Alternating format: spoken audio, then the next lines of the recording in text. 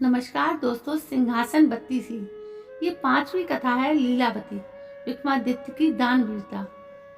मेरी इस कहानी के चैनल पर दोस्तों आपका बहुत बहुत स्वागत है। पांचवी पुत्री लीलावती ने भी राजा भोज को विक्रमादित्य के बारे में जो कुछ सुनाया उससे उनकी दानवीरता ही झलकती थी। कथा इस प्रकार थी। हमेशा की तरह एक दिन विक्रमादित्य अपने दरबार में राजकाज निपटा रहे थे।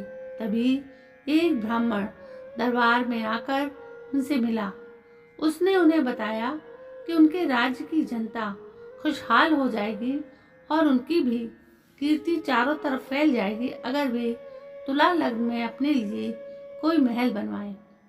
विक्रम को उसकी बात जच गई और उन्होंने एक बड़े ही भव्य महल का निर्माण करवाया। कारीगरों ने उसे राजा के निर्देश पर सोने, चांदी, हीरे, जवाहरात और मणि मोतियों से पूरी तरह सजा दिया। महल जब बनकर तैयार हुआ तो उसकी भव्यता देखते बनती थी।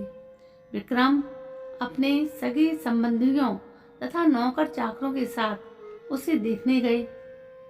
उनके साथ वो ब्राह्मण भी था। विक्रम तो जो मंत्रमुग्ध हुए, वो ब्राह्मण मुंह खोले देखता ही रह गया। बिना सोचे उसके मुंह से निकला, काश इस महल का मालिक मैं होता। विक्रमादित्य ने उसकी इच्छा जानते ही झट वो भव्य महल उसे दान में दे दिया। ब्राह्मण के तो मानो पांव ही जमीन पर नहीं पड़ रहे थे। वो भागता हुआ अपनी पत्नी को ये समाचार सुनाने पहुंचा। इधर ब्राह्मणी उसे खाली हाथ आते देख कुछ बोलती उससे पहले ही उसने उसे हीरे, जवाहरात और मणि मुक्ताओं से जड़े हुए महल को दान में प्राप्त करने की बात बता दी। ब्राह्मण की पत्नी की तो खुशी की सीमा ना रही।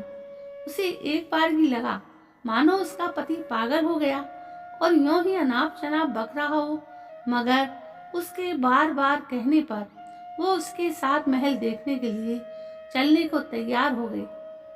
महल की शोभा देखकर उसकी आंखें खुली रह गईं। महल का कोना कोना देख देखते वो कब शाम हो गई उन्हें पता ही नहीं चला। थके मांदे वे एक शयन कक्ष में जाकर निढाल हो गए। अर्धरात्रि में उनकी आंखें किसी आवाज से खुल गईं। सारे महल में खुशबू फैली थी और सारा महल प्रकाशमान था। उन्होंने ध्यान से सुना तो लक्ष्मी बोल रही थी। वो कह रही थी कि उनके भाग्य से वो यहाँ आई हैं और उनकी कोई भी इच्छा पूरी करने को तैयार हैं। ब्राह्मण दंपति का डर के मारे बुरा हाल हो गया। ब्राह्मणी तो बेहोशी हो गई। लक्ष्मी ने 3 बार अपनी बात दोहराई, लेकिन ब्राह्मण ने कुछ नहीं मांगा तो क्रुद्ध होकर चली गई। उसके जाते ही प्रकाश तथा खुशबू दोनों गायब।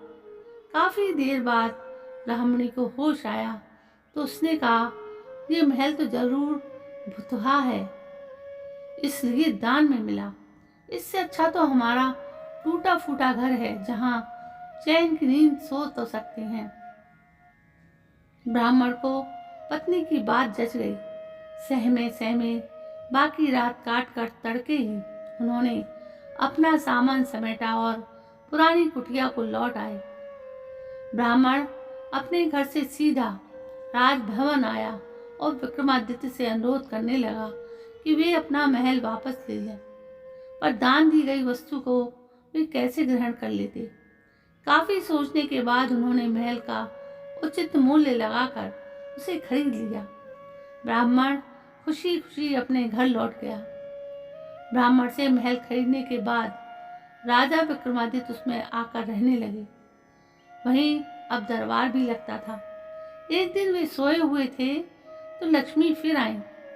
जब लक्ष्मी ने उनसे कुछ भी मांगने को कहा तो वे बोले, आपकी कृपा से मेरे पास सब कुछ है, फिर भी आप अगर देना ही चाहती हैं तो मेरे पूरे राज्य में धन की वर्षा कर दें और मेरी प्रजा को किसी चीज की कमी ना रहने दें।